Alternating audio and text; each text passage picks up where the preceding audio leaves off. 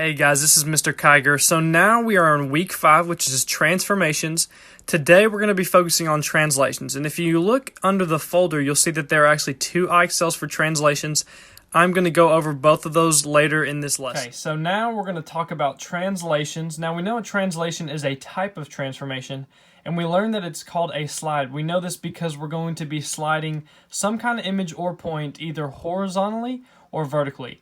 Now, I drew a couple of triangles to show this. We know that if there is a tick mark by it, we call that a prime. So we know that this image here is the one that's being translated. So if you look here, we can see we have our original image here, which is a triangle, and we have translated it horizontally.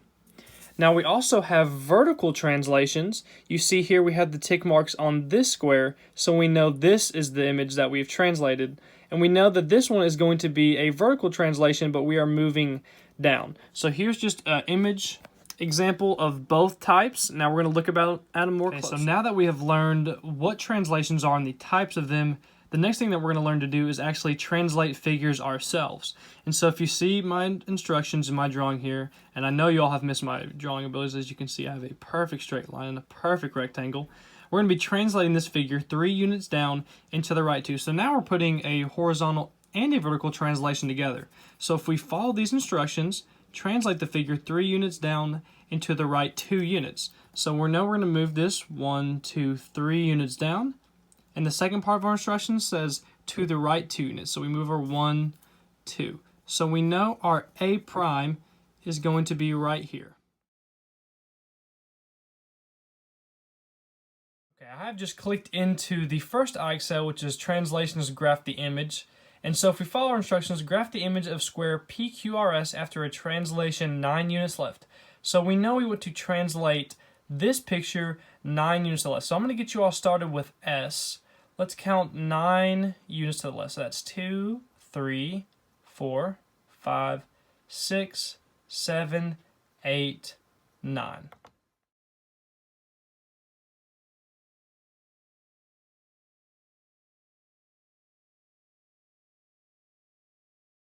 Okay, now I'm going to look at the second IXL, find the coordinates real quick. Now, last time we graphed images. Now, this one's going to be a little shorter because now we're just working with points or coordinates. So this one says the point A, 3, -2, which is right here, is translated 4 units left. What are the coordinates of the resulting point? So we know we're going to translate this left. We're just going to count 1, 2, 3, 4.